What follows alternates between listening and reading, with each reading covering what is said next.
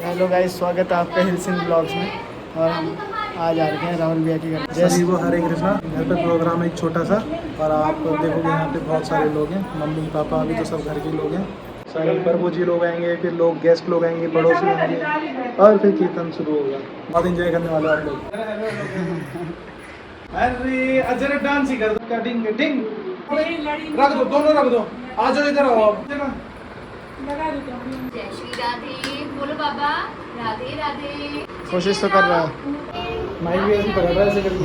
राधे राधे कर दो जरा, राधे श्याम, राधे राधे ओ राधे राधे राधे राधे बोलो। और अभी साउंड चेक। प्रणाम। ये भी आ रखी है आज के प्रोग्राम में, जो हमेशा साइलेंट रहती है। आज अपने पापा के उसमें हैं? ओ बाबा। क्यों? क्योंकि उसके दादाजी बैठाते नहीं, कभी नहीं बैठाते, आज पहली बार बैठे जान पूछ के हम वीडियो बनाने के लिए बैठ रहे हैं। बताओ जब ब्लॉग वो बैठ जा, दादा में बैठ जा।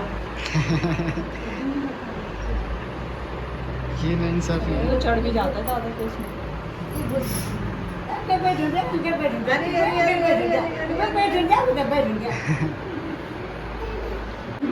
जरा होले होले चलो मेरे साथ। चश्मू बड़ा जी। ओए भाई नहीं मारा सर। क्या नाम सुना? जय जय जय जय।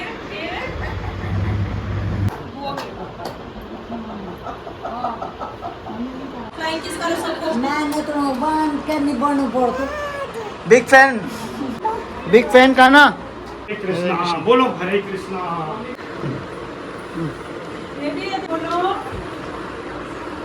इनका नाम क्या है?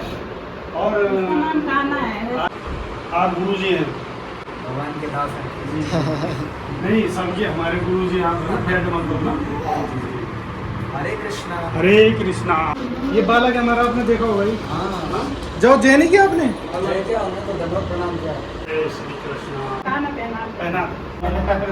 ओ जय हो, जय जय हो। ये हाय हाय हाय।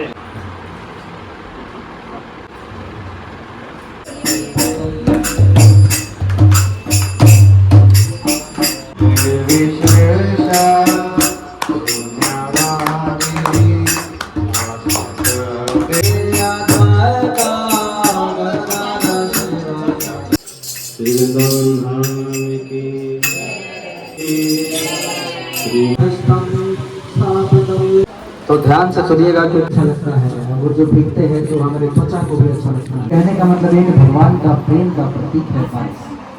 तो जैसे बारिश होता है तो धरती की अग्नि शांत हो जाती है, वैसे भक्ति का बारिश होता है तो हृदय की अग्नि शांत होती है। जैसे छोटा बच्चा मेले में खो जाता है तो उसको ना गुब्बारे चाहिए, ना लड्डू चाहिए, ना पेड़ा चाहिए, उसको बाबा चाहिए। और लड्डू पेड़ा देते तो लड़का गुब्बारा नहीं चाहिए, मुंह भी नोच लेता है। बोला था कि तुम्हारे जो पिताजी हैं बड़े राधा रानी के बड़े भक्त हैं, उनसे कुछ आशीर्वाद मांगो।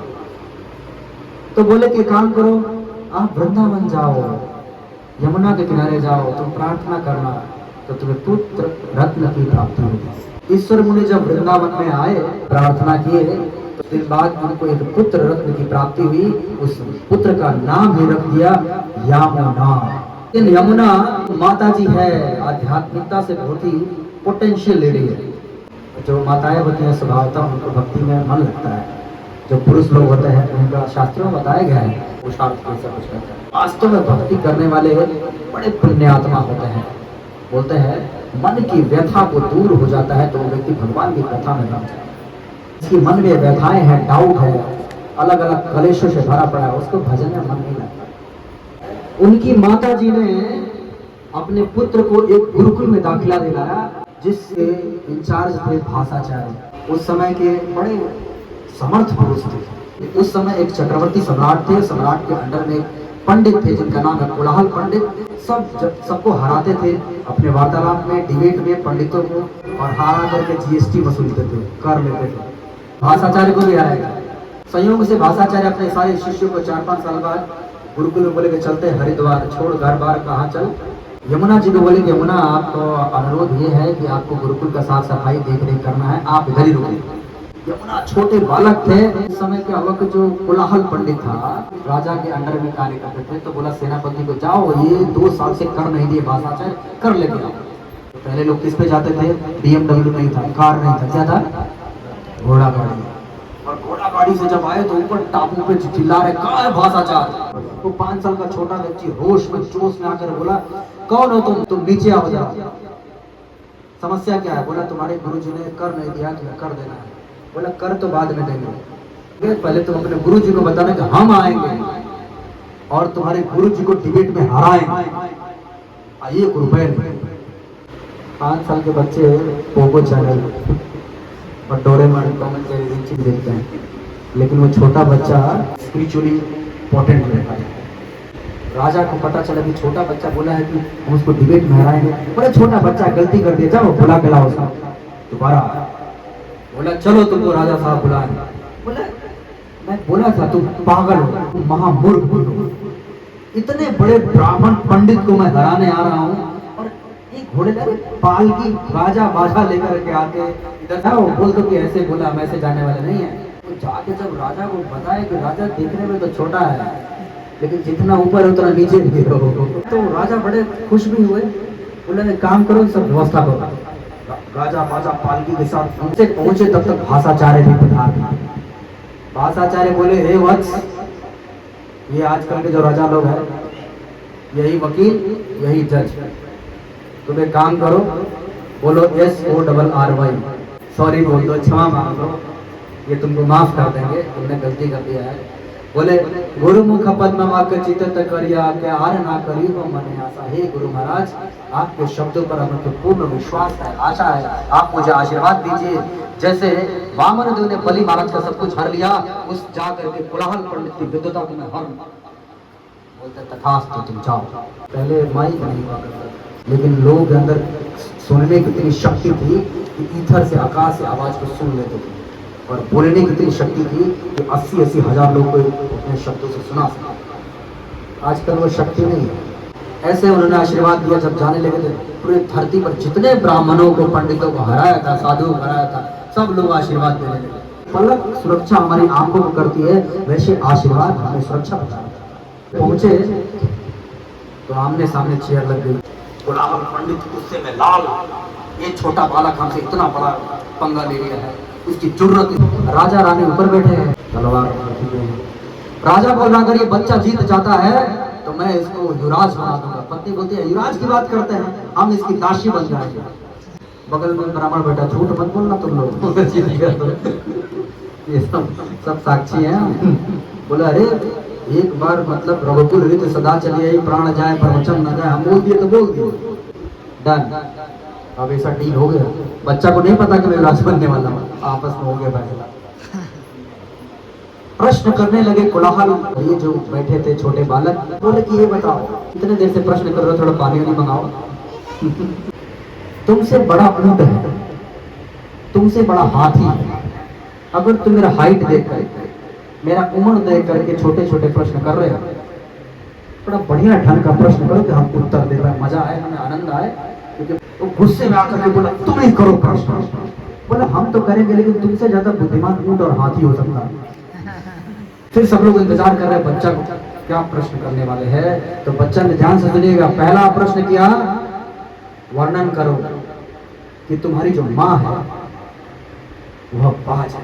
बाज क्या समझते, जिसका पुत्र नहीं होता है उसको बाज। उसका दिमाग मतलब खाली हो गया। बोला मैं माँ का पुत्र हूँ, ये कैसे हो सकता है, मैं बाज कैसे हो सकता हूँ। मतलब शमशान शांति समझता है कि आपको मर जाता है, शांति रहती है, उसका लॉक हो गया, कुछ नहीं बोला। दूसरा प्रश्न करते हैं, खंडन करो जो ये राजा है ऊपर बैठा हुआ है, यह पुण्यवान नहीं पापी। बोला उसका हम रोटी खा रहे हैं, उसका नमक खा रहे हैं, अगर उसको पापी बोला तो उसके हाथ में तलवार है, महाप्रसाद बना देगा। तीसरा प्रश्न यह है कि राजा के बगल में जो पत्नी है वो भी सती नहीं है, अच्छी नहीं है, वर्णन करो। बोला पहला ठीक था, कुछ बोल भी सकते थे, दूसरा भी बोल सकते, तीसरा बोलेंगे ना तो राजा जंप करके गर्दन काटेगा हमारा। वो शांत हो गया। पूरी सभा में सारे ऋषि मुनि बैठे, कौन जवाब देगा इस प्रश्न का। राजा के बगल में एक बैठे थे, बोला ये बच्चा ही देगा और कौन देगा, प्रश्न यही दिया तो यही देगा। तो बच्चे को बोले ठीक है।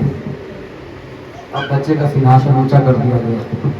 ये जो कोलाहल पंडित थे, कोलाहल मतलब कोलाहल, जहाँ जाते थे हल्ला मचाते थे। अब ये ऊपर बैठे बच्चा बोल रहा है, पहले प्रश्न क्या था, आपकी माँ है जो बाज है।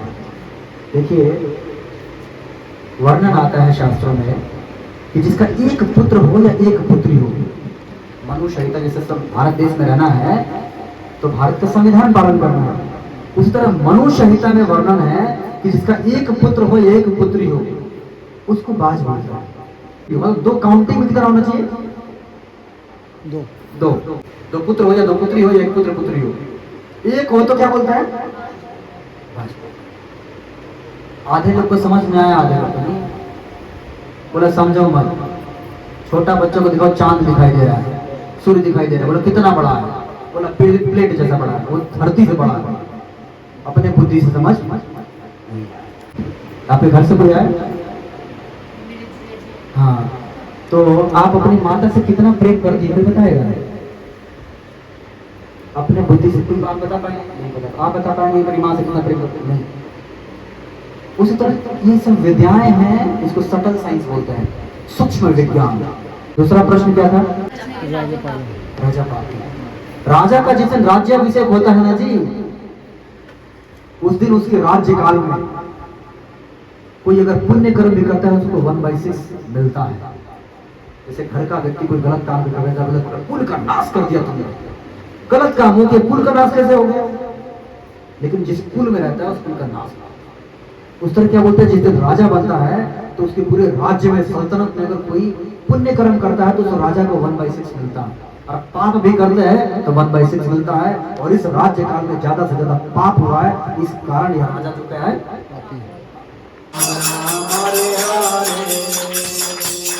कृष्णा कृष्णा हरे हरे, हरे कृष्णा हरे कृष्णा हरे हरे, कृष्णा कृष्णा हरे कृष्णा कृष्णा हरे हरे, हरे हरे कृष्णा कृष्णा कृष्णा हरे हरे। हरे कृष्णा हरे कृष्णा। ज़्यादा से ज़्यादा सब्सक्राइबर मिले, किसी चैनल को ज़्यादा से ज़्यादा सब्सक्राइबर मिले, इस खुशी में ही मैंने इनको टीका लगा दिया और इन्हें श्री कृष्ण का आशीर्वाद मिल चुका है। सब्सक्राइबर्स को भी लगा दे, किसको? सब्सक्राइबर्स ये लोग हम आपको टीका लगाते हैं। हरे कृष्णा हरे कृष्णा। ये ला, काफ़ी अच्छा प्रोग्राम रहा और काफ़ी लोग आए थे और सब में एंजॉय किया, कीर्तन भी हुए काफ़ी, और उसके बाद प्रसाद बंट रहे थे।